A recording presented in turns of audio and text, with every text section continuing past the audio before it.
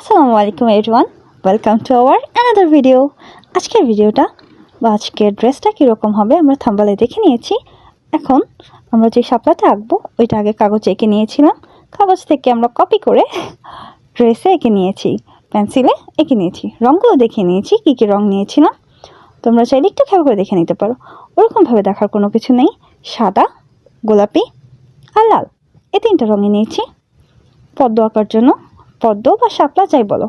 হ্যাঁ, একটা কথা হচ্ছে, এটা পদ্ম না শাপলা এই বিষয়টা নিয়ে আমাদের অনেক বেশি কথা কাটাকাটি হয়েছিল আমার বোনের, আব্বুর, আমার। তো আমার আব্বু বলছে লাল কালার কি শাপলা হয়, লাল কালার তো পদ্ম। তো এইভাবে বলতে বলতে আমি বললাম না, লাল শাপলাও হয়, যে পদ্মবিলি দেখে আসো। তো আমার বোন বলতেছে পদ্মবিলি কি শাপলা দেখতে যাবো আমরা?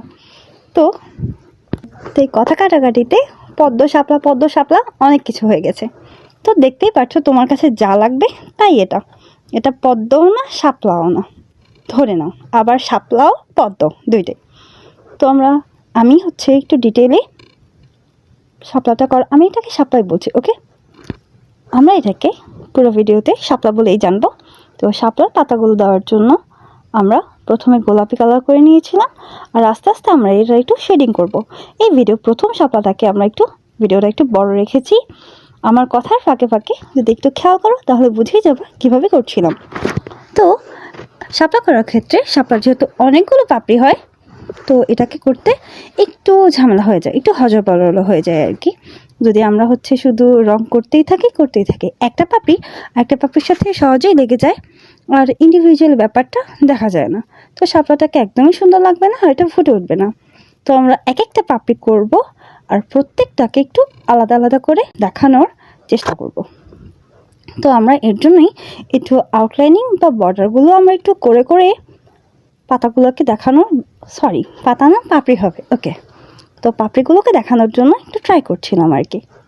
তো দেখতেই পাচ্ছ কীভাবে রঙগুলো করছি, আর এক এক করে শেডিং আনছি। আমি প্রথম স্তরে রঙটা করে নিচ্ছি, আমি দ্বিতীয় স্তরে রেড কালারের কাজও দেখাবো। তোমরা খেয়াল করলেই বুঝতে পারবা আমার এই পাকপকের মাঝখানে কিন্তু আমার এই পদ্মর একদম লুকটা চলে এসেছে, বা শাপলা লুকটা কিন্তু একদম চলে আসছে। এখন আমি রেড কালারটা দিয়ে শুরু করছি। রেড কালারটা দিলে একটু শেডিং হচ্ছে, আর একটু বেশি সুন্দর হবে, আর একটু বেশি ফুটে উঠবে। কে না চায় তার ড্রেসটা আর একটু সুন্দর হোক? আর আমি তো বরাবরের মতোই চাই, আমি যাই করব তাই যেন সুন্দর হয়। আমি সব কিছুকে একটু ডিটেইলে কাজ করে একটু সুন্দর করার চেষ্টা করি, আমার মতো আর কি। আমিও সুন্দর। যাই হোক, চলো আঁকা যাক। তো আমি এখন আরও বেশি একটু ডিটেইলে কাজ করছি। যেমন প্রত্যেকটা পাপড়ি আমি প্রত্যেকবার বললাম যে একটু ইন্ডিভিজুয়াল বা আলাদা আলাদা করে যে আছে ওটা বোঝানোর জন্য ওইভাবেই শেডিং করছি। লাল করতে যেয়ে আবার প্রত্যেকটা পাপড়িকে এলোমেলো করে ফেলছি না, আমি একটু আস্তে আস্তে প্রত্যেকটা পাপড়িকে সুন্দর করে করে নিচ্ছি। তোমরা দেখলেই বুঝতে পারবে। তো এটা একটু সময় নিচ্ছে, কারণ কোনো একটা কিছুকে যদি একটু ভালো করে করতে চাই সব সময় তো একটু বেশি সময় দিতেই হয়, তাই না? যেমন দেখো না, আমরা যখন রেডি হই তখন একটু সময় লেগে যায়, ওই রকমই একটু বেশি সুন্দর হতে হলে তো একটু বেশি সময় লাগবেই। তো এটা হয়ে গেছে। তো অন্য পদ্মগুলোকে বা অন্য শাপলাগুলোকে আমি করে নিচ্ছি। এখন আর দেরি হবে না, এখন তো হুটহাট দ্রুত করেই নিচ্ছি, কারণ এটাও যদি আমি আস্তে আস্তে করি তাহলে কি আর তোমরা দেখবে? অবশ্যই না। যদি কারো শিখতে হয় বা দেখতে হয় তাহলে প্রথম ভিডিওটাকে, প্রথম শাপলার ফুলটাকে একটু আস্তে আস্তে করে দেখলেই হয়ে যাবে। শাপলাগুলো করা হয়ে গেলে এবার শাপলার মাঝখানে তো আমরা জানি যে একটু রেণু থাকে হলুদ কালারের, তো এই রেণুগুলোকে একটু দিয়ে নিব।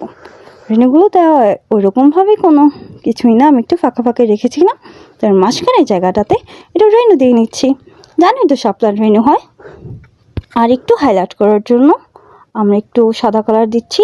সাদা কালারটা দিলে একটু হাইলাইট হয় বা পাপড়িগুলোকে আর বেশি বোঝা যায়। এখন আমি কলি এঁকে নিচ্ছি। দুইটা কলি দিয়েছি আমি দুইটা সাইডে। একটা কলিকে একটু নিভু নিভু করেছি, একটু ফুটছে আর কি, আর একটা একদম বন্ধ। এখন এটার পাতালতা দেওয়ার পালা। পাতাগুলোকে আমি ওই রকম একদম যে একজ্যাক্ট গোল গোল করা লাগবে ওইরকম না, আমি আমার ইচ্ছা মতো ফ্রি হ্যান্ডে একটু গোল গোল গোল গোল করে নিয়েছি। এখানে ওখানে একটু সবুজ কালার আর এদিকে ওদিকে দিয়ে নিয়েছি, তারপর একটু সাদা কালার দিয়ে হাইলাইট করেছি। এখন সাদা কালারটা দেওয়ার পরে একদম সুন্দর একটা চকচকে পাতা হয়ে এসেছে। এই তো এটাই আমার ভিডিও, আর এইটা আমার ফাইনাল লুক। এতক্ষণ সাথে থাকার জন্য, পাশে থাকার জন্য অনেক বেশি ধন্যবাদ।